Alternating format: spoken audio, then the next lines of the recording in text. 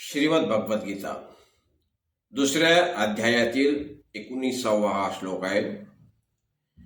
य एनं व्यक्ती हंतारम यश्चेनं मन्यते हतम उभौ तौ न विजानीतो नायम हंती न हन्यते. या श्लोकाचा मराठी अर्थ असा: जो मनुष्य या अविनाशी आत्म्याला मारणारा मानतो आणि जो मनुष्य याला मरणारा मानतो ते दोन्हीही याला जाणत नाहीत, कारण हा मारत नाही आणि मारलाही जात नाही. हा मारणारा नाही किंवा मरणारा नाही, कारण याच्यामध्ये कर्तापणा नसतो. हा कोणत्याही क्रियेचा कर्ताही नाही, कर्मही नाही आणि यात कोणता विकारही येत नाही. याचे उदाहरण द्यायचे झाले तर जसे कोणताही कुशल कारागीर कितीही हुशार असला तरी कोणत्याही अवजारा वाचून तो कार्य करू शकत नाही, तसेच हा शरीरी हा आत्मा शरीराविना काहीही करू शकत नाही. संपूर्ण क्रिया प्रकृतीद्वाराच होतात. हा शरीरी हा आत्मा मरणारा का नाही याचे उत्तर पुढील श्लोकामध्ये ऐका.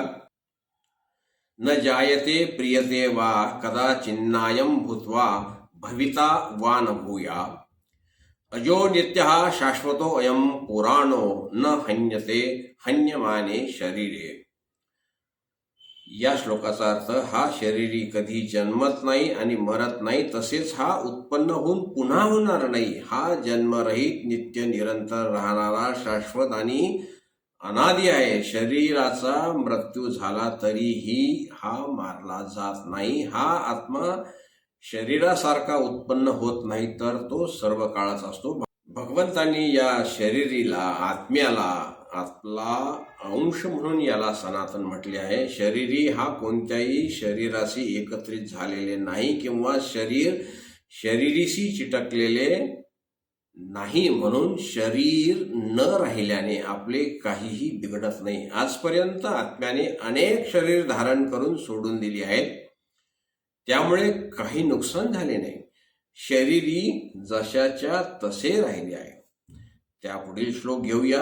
वेदा विनाशनम नित्यम य एनम ज मव्ययम कथम स पुरुषा पार्थ कम घातयती हंतिकम. 21वा हा श्लोक आहे. हे प्रथानंदन, जो मनुष्य या शरीराला अविनाशी नित्य जन्मरहित आणि अव्यय जाणतो, तो कसा कोणाला मारणार आणि कसा कोणाला मारविणार. उत्पन्न होणारी वस्तू जर आपोआप नष्ट होते, तिला नष्ट करावे लागत नाही, परंतु जी वस्तू उत्पन्नच होत नाही तिचा नष्ट होण्याचा प्रश्नच उद्भवत नाही. आपण 84 लक्ष शरीर धारण केले, परंतु कोणतेही शरीर आपल्याबरोबर राहिले नाही आणि आपण कोणत्याही शरीराबरोबर राहिलो नाही, परंतु आपण जसेच्या तसे वेगळे राहिलो.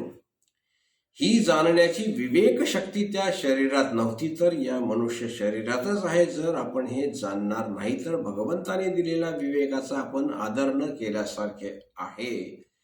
ही या ठिकाणी श्रीमद भगवद्गीता आपल्याला ज्ञान देत आहे. आजच्या व्हिडिओमध्ये बस एवढेच. यानंतरचे पुढील व्हिडिओमध्ये घेऊया. तोपर्यंत नमस्कार, धन्यवाद.